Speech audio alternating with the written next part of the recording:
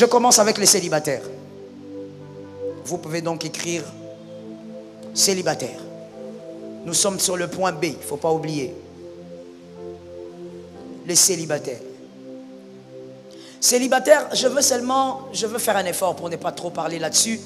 Je veux seulement dire aux célibataires, si tu n'as pas donné la dot, si on ne t'a pas béni par les hommes de Dieu, que ce soit dans un jardin, dans une église, l'essentiel c'est qu'on te bénisse. Si tu n'as pas fait ces deux choses, garde tes mains dans ta poche. Les célibataires, levez la main. Ok, baissez. Maintenant, dites Amen. Mais ça vous concerne, pourquoi vous dites pas Amen? Si tu n'as pas donné la dot, on ne t'a pas béni par les hommes de Dieu. Hommes, femmes, célibataires, mettez la main dans vos poches. Celui qui n'a pas donné la dot ne peut pas avoir des relations sexuelles. Celui qu'on n'a pas béni par les hommes de Dieu ne peut pas avoir des relations sexuelles. Tu es dans le péché, tu vas rentrer sous le joug. Tu es en train déjà de rentrer sous le joug. Tu n'as pas le droit d'embrasser, tu n'as pas le droit de caresser une femme, tu n'as pas le droit de toucher la nuque d'une femme, tu n'as pas le droit de toucher quoi que ce soit. Je dis, tu es dans le... Donne-moi, dis-moi, tu es dans le péché.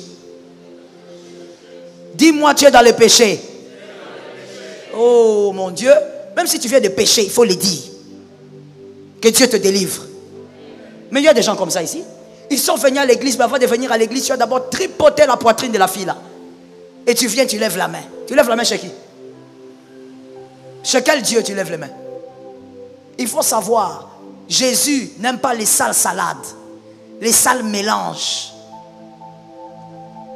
Tu es célibataire, tu n'as pas le droit, mademoiselle, de commencer à envoyer tes nudes à minuit. En plus, toi, tu es tellement sorcière que tu envoies tes nudes à minuit. Qui t'a ensorcelé?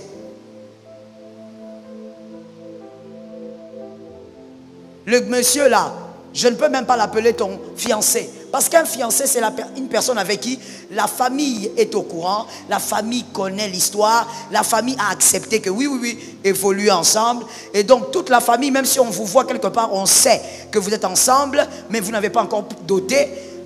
C'est celui-là le fiancé. Mais toi, ce n'est pas un fiancé. C'est un... Je cherche le nom. C'est un avenir. Tellement que tu as cherché tous les mots pour combler ton péché, tu n'as pas trouvé, c'est un avenir. Aujourd'hui, on a même d'autres termes, proposant. Je ne sais pas d'où ça vient. Proposant. Tu en as combien? Des proposants. Parce que proposant, on peut en avoir même 15. On n'est pas en relation. Proposant, il te propose. On peut te proposer même en sortant de l'église ici. Tu montes dans les taxis, on te propose encore. Tu ne peux pas avoir des relations sexuelles avec quelqu'un qui n'a pas doté et on n'a pas béni par les hommes de Dieu. Vous êtes dans les péchés, vous rentrez sous le joug. Les 1 mois de prière qu'on a fait pour vous, c'est tombé dans l'eau. Je dis une chose, embrasser c'est la sexualité. Si on t'avait dit par quelqu'un que embrasser, ce n'est pas la sexualité et que ce n'est pas un péché, parce qu'il faut comprendre la définition du péché. Le péché, c'est la transgression à la loi. C'est ça un péché. Quand tu transgresses la loi, c'est ce qu'on dit, tu tombes dans le péché. On va lire. 1 Corinthiens 6, 18. 1 Corinthiens 6, 18. À la gauche ici, vous allez lire ça. C'est vous qui allez lire. 1 Corinthiens 6, 18. Donc, trouvez le verset. Si vous avez trouvé, dites-moi que vous avez trouvé. 1 Corinthiens 6, 18. Vous l'avez trouvé? On y va alors. 1, 2, 3. 1, 2, 3. Allez-y. 1, 2, 3.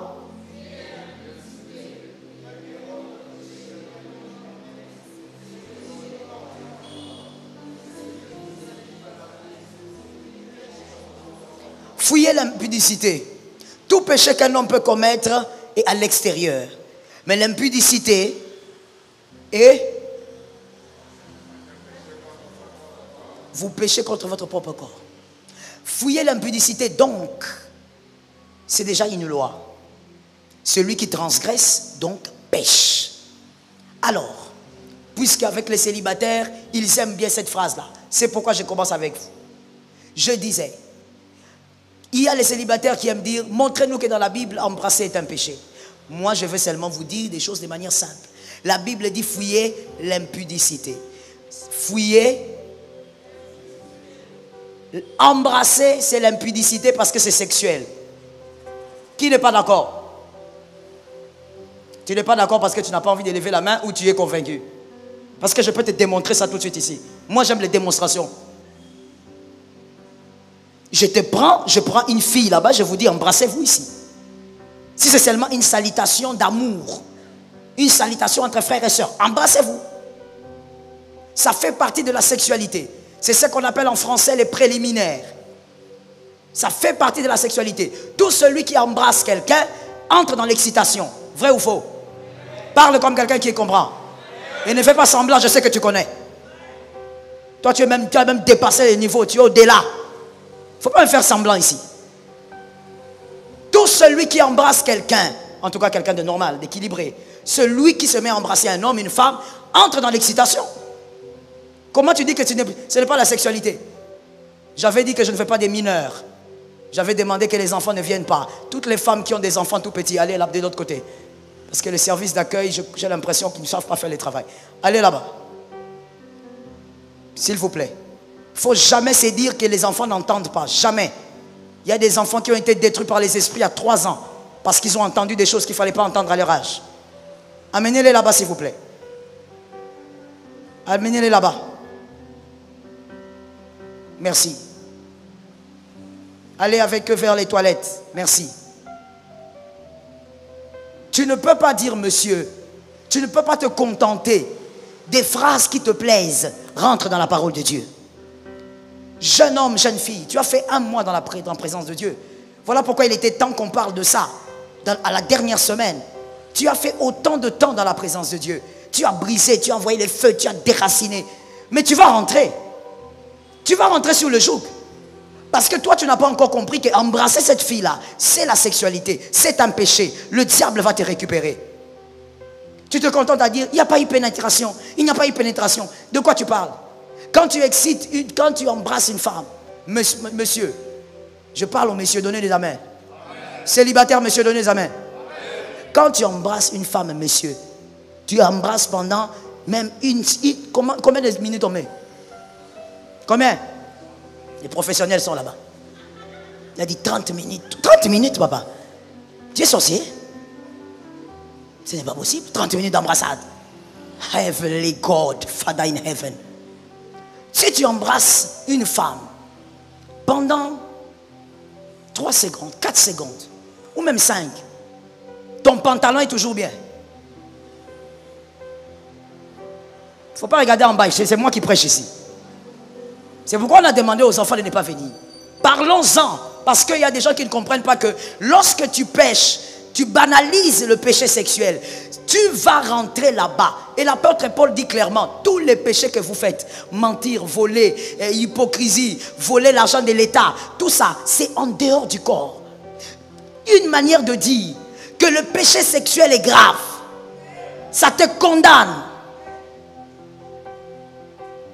Toi, tu dis que ce n'est pas le sexe. Ce n'est pas le sexe. Maintenant, pourquoi quand tu embrasses, là, ton pantalon n'est plus calme? Comme s'il y avait le volcan dedans. Pourquoi? Ce n'est pas le sexe. Tu devrais être calme comme quelqu'un qui va au ciel. Tu n'es pas calme. Pourquoi? Parce que c'est le processus. Ce sont les préliminaires. Ça vous amène au péché sexuel. Il faut arrêter de réfléchir comme... Même les païens ne réfléchissent pas comme ça. Parce que même si je fais entrer un païen, un vrai... Et quelqu'un même qui me dit, moi je n'aime pas les églises. Je lui donne le micro, je lui demande, est-ce qu'embrasser c'est la sexualité? Il va me dire oui. Mais vous les chrétiens, comme vous voulez vous plaire dans le mal, comme vous voulez satisfaire les désirs de la chair, vous commencez à trouver des versets. Vous cherchez des versets diaboliques. Montrez-nous dans la Bible. Mais voilà, je te montre dans la Bible que c'est l'impudicité. Beaucoup de célibataires après des mois de prière. Et vous vous posez la question, mais pourquoi dans les églises, les jeunes filles tombent beaucoup? Mais elles tombent beaucoup parce qu'elles se font tripoter.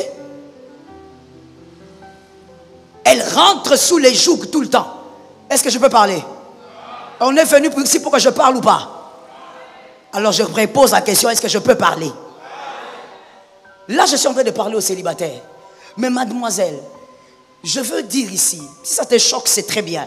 Parce que des fois, le choc crée un peu le changement. Il y a célibataire et célibataire. C'est-à-dire, une fille de 15 ans, elle est célibataire ou pas?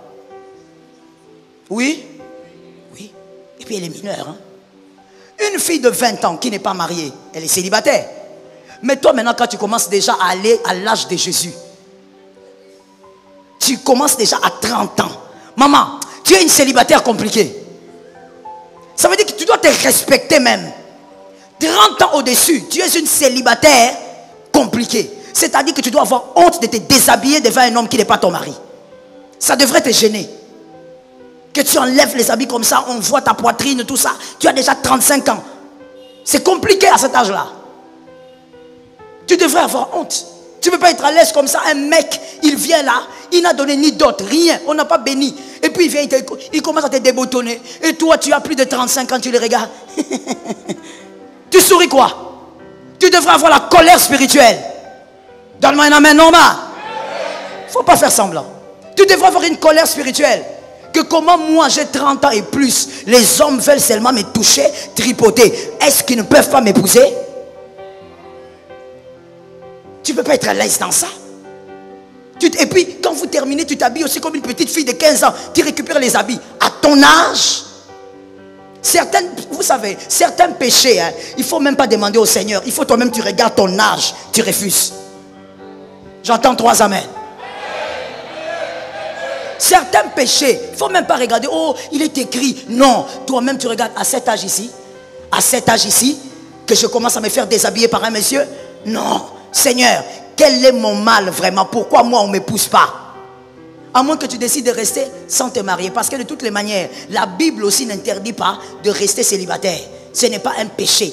L'apôtre Paul dit, si tu ne veux pas te marier, ne te marie pas, mais ne brûle pas en enfer. Alors laisse les sexes ailleurs. Reste droite et ne te marie pas. Ce n'est pas mauvais. Tout le monde n'est pas appelé à se marier. L'importance de payer la dot pour sa femme trouve ses racines dans un mélange de traditions culturelles et de valeurs bibliques. Au-delà de son contexte, la dot revêt une signification profonde dans le mariage. Dans un contexte culturel, la dot symbolise l'engagement et le respect envers la famille de la future épouse. C'est un acte de reconnaissance envers ses parents et une manière de démontrer sa responsabilité en tant que futur chef de famille. Sur le plan biblique, le mariage est élevé au rang de sainteté. Genèse 2h24 souligne que l'homme quittera son père et sa mère pour s'attacher à sa femme. L'importance de payer la dot s'inscrit dans cet engagement solennel envers sa partenaire de vie. Éphésiens 5h25 exhorte les maris à aimer leurs femmes comme Christ a aimé l'Église, impliquant un investissement profond et sacré. Cependant, il est crucial de maintenir un équilibre entre la tradition et les valeurs bibliques. La dot ne doit pas devenir un fardeau financier ou un moyen d'exploitation. Elle doit refléter une compréhension mutuelle et un respect mutuel entre les conjoints. En somme, payer la dot pour sa femme transcende la dimension culturelle pour s'inscrire dans une perspective biblique. C'est un acte d'engagement, de respect et de responsabilité envers la relation matrimoniale.